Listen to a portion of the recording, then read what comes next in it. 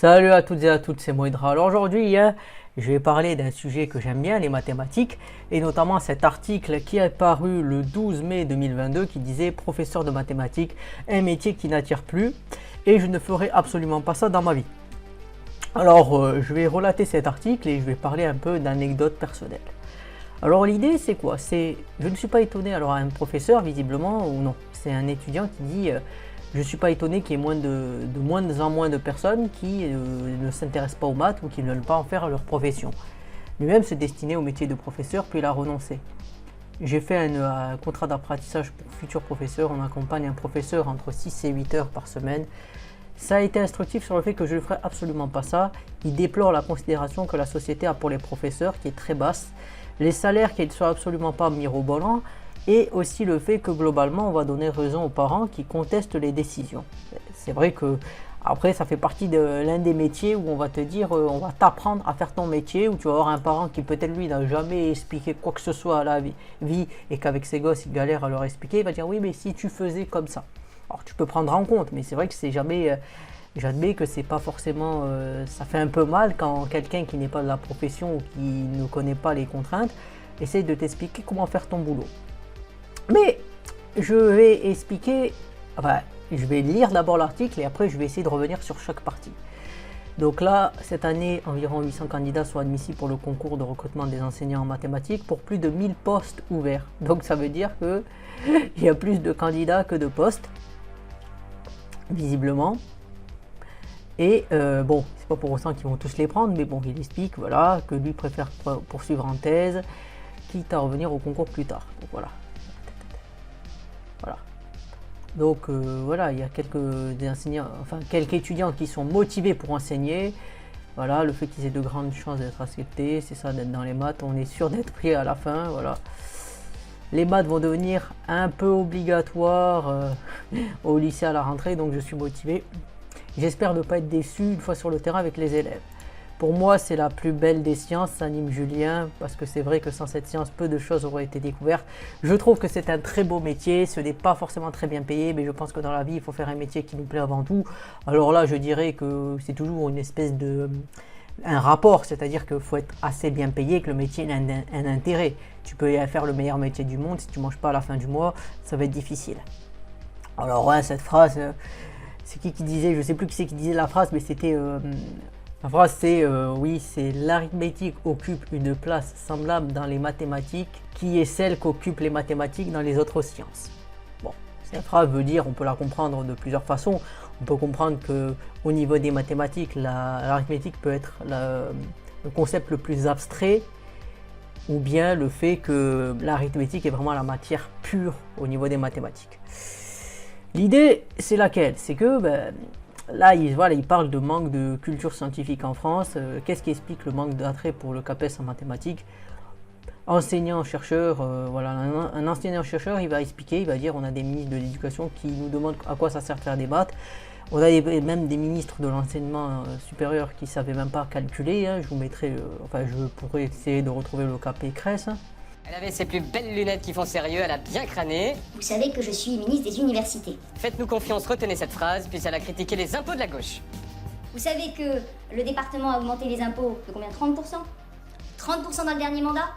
Eh bien la région, elle, c'est 58%. Alors, vous comprenez bien que quand vous êtes en Seine-Saint-Denis, c'est la double peine. Hein? La région à gauche, le département à gauche, pauvre 88% d'augmentation d'impôts en 5 ans. Et là, c'est folie générale. La mignonne, allez pour Valérie Pécresse, un peu plus fort. Debout, debout pour Valérie Pécresse.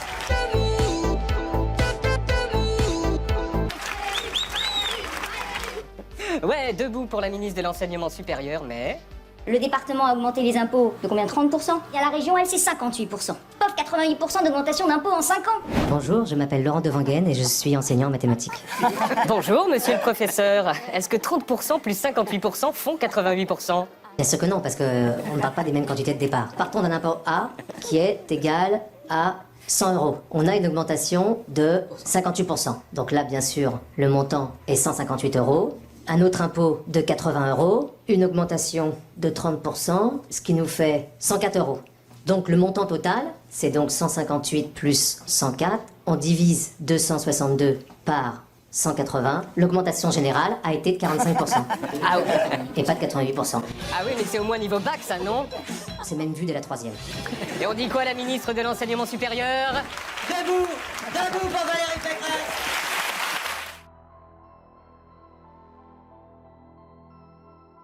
Qui avait été allègrement moqué par le petit journal à l'époque. Mais cette phrase, je reviendrai après sur ça. Voilà, Claude Allègre, je crois que c'est un géologue, qui était géologie, qui a dit que les maths ça servait à rien, puisque maintenant on fait tout par des calculettes, donc on n'a pas besoin de cours de maths. Alors à la question de l'intérêt mathématique, je pourrais vous sortir quelques articles, notamment celui-là. Hein.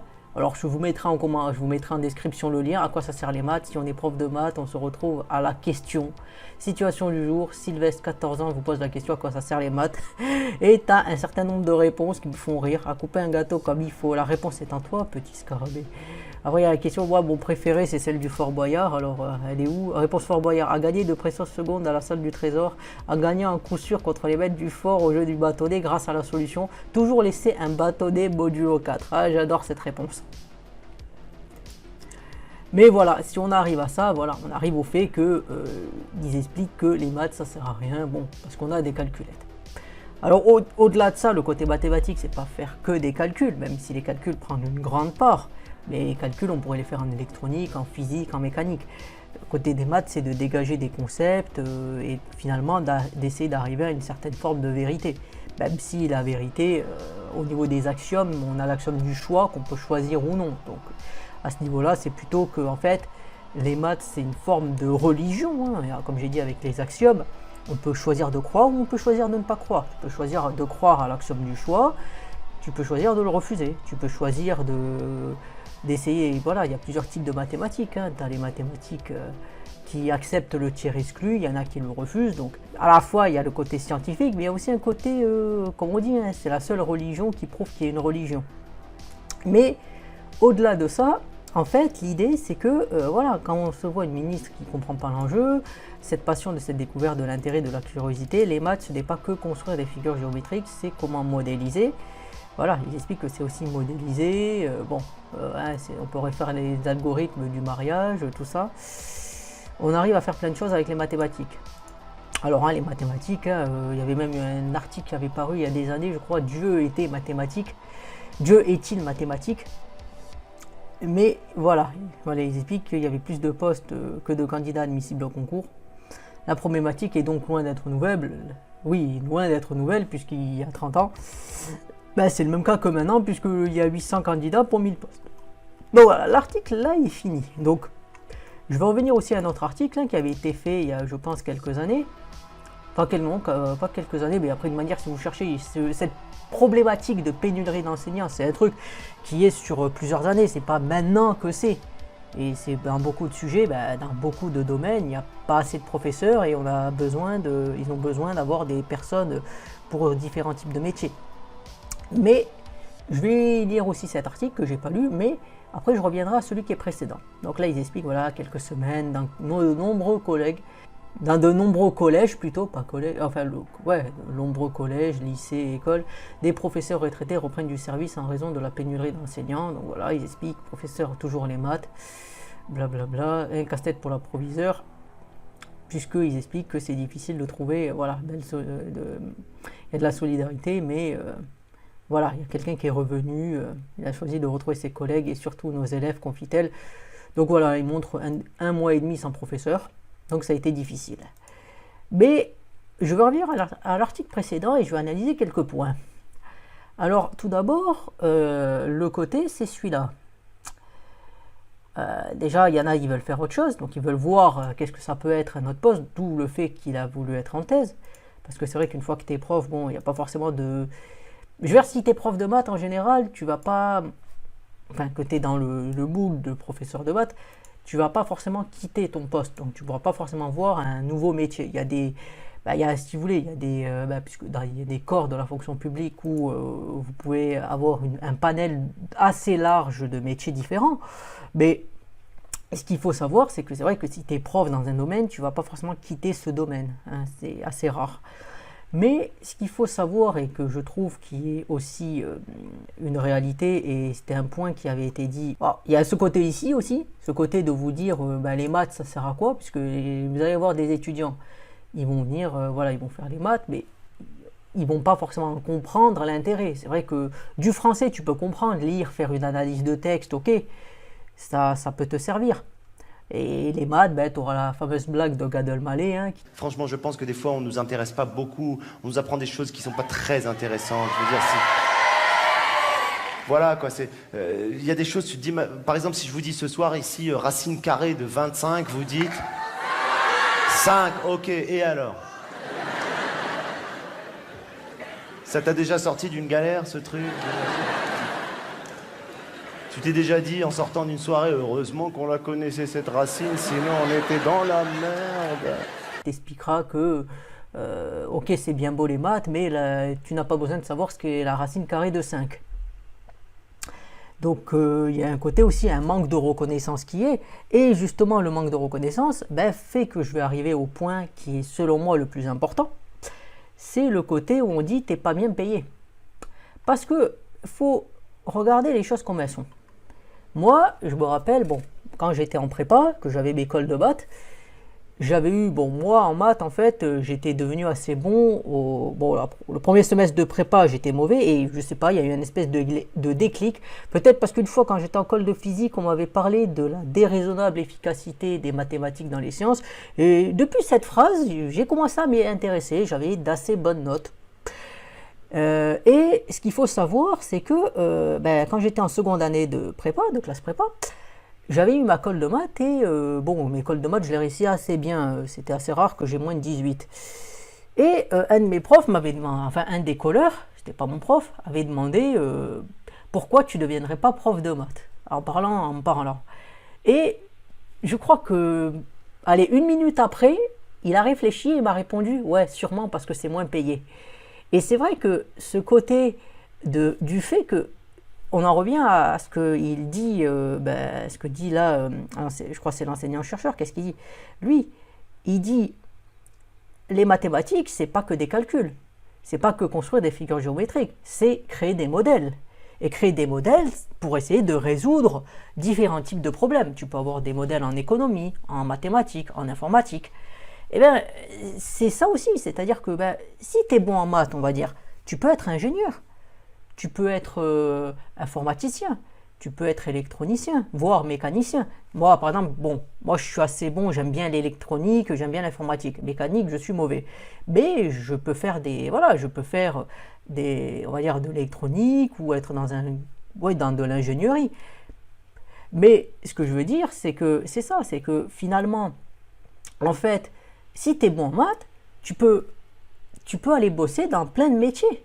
Tu peux aller bosser peut-être chez Google et tout ça. Donc finalement, en fait, si tu enlèves la seule chose qui faisait quand même le métier de prof, c'est-à-dire une certaine reconnaissance parce que tu formes la jeunesse et en plus ça on te l'enlève parce que visiblement quand tu lis que globalement on va donner raison aux parents parce que voilà, sinon ils vont faire des histoires, tu enlèves ce côté où tu essayes d'être intègre et de former la jeunesse. Et en plus, si tu es mal payé, qui va vouloir se dire non seulement on est mal payé, on est critiqué de bout en bout, on ne nous donne pas beaucoup de moyens, il n'y a pas beaucoup de personnes qui vont vouloir continuer et faire ce métier. Et c'est ça. Moi, j'ai bien aimé. Moi, c'est vrai que si je prends ça, c'est vrai que les maths, j'ai bien aimé quand j'étais en prépa. Et un peu à la fin de la terminale, mais c'est vrai qu'avant ça, les maths, j'ai envie de dire, je m'y intéressais pas trop. Donc voilà, on te parlait de l'intérêt d'une exponentielle, d'un logarithme. J'ai envie de dire, si tu fais pas de l'élec, ça va être assez difficile d'avoir une vision concrète de à quoi ça sert. Et c'est pour ça que je me dis qu'effectivement, le problème il est là et je pense qu'il y a un manque de reconnaissance sur ça. Il y avait Cédric Villani qui le disait, j'avais lu un article à l'époque, j'essaierai de voir si je peux le retrouver et le mettre dans la vidéo, mais ce qu'il disait, c'est aussi ce côté-là. Et surtout que les personnes qui ont des compétences mathématiques assez élevées peuvent aller travailler dans beaucoup de secteurs. Je peux donner l'exemple de Grégory Perelman. médaillé pas médaillé Fields, pardon, il a refusé. Il a dit non, je veux pas votre chose. Il voulait pas l'argent, il voulait pas la médaille. Et lui-même, il paraît qu'il allait travailler dans une boîte de nanotechnologie en Suède. À ce qu'on a entendu, le type, il est très, voilà, il est très atypique, mais il a surtout pas envie qu'on l'emmerde. C'est pas quelqu'un qui veut être sous les feux des projecteurs, qui veut être une tranquillité et qu'on le fout la paix. Et c'est ça, c'est-à-dire que à ce niveau-là, tu peux faire beaucoup de choses quand tu es bon en mathématiques généralement. Et c'est pour ça que les personnes vont se dire moi, je ne vais pas aller me casser la tête à me faire emmerder pour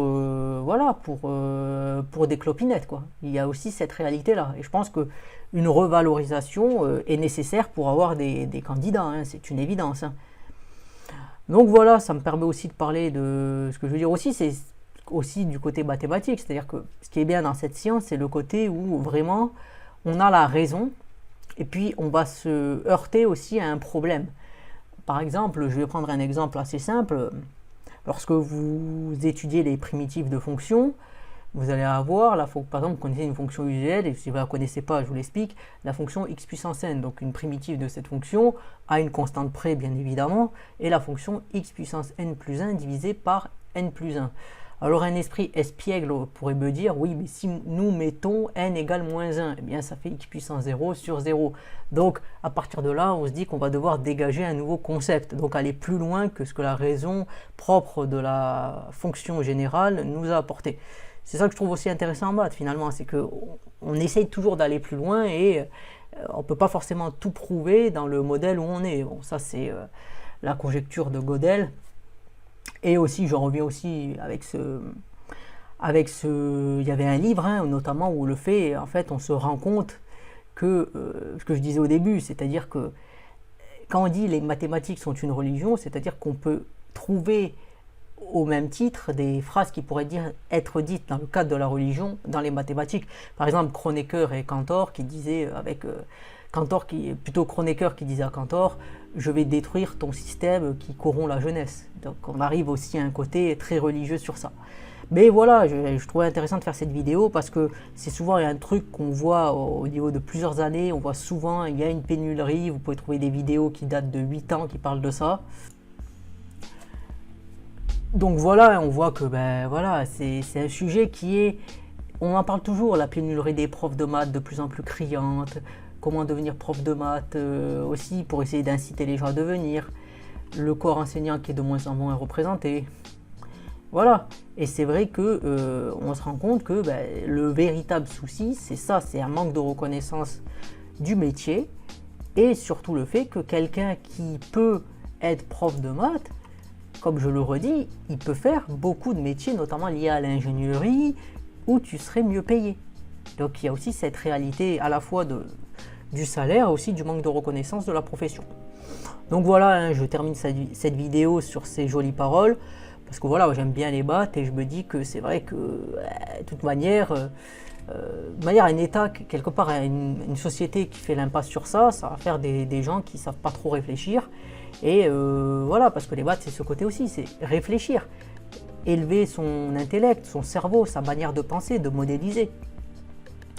Et c'est pour ça que c'est très important pour le futur, quoi, parce qu'il faut créer quand même des personnes qui sont réfléchies.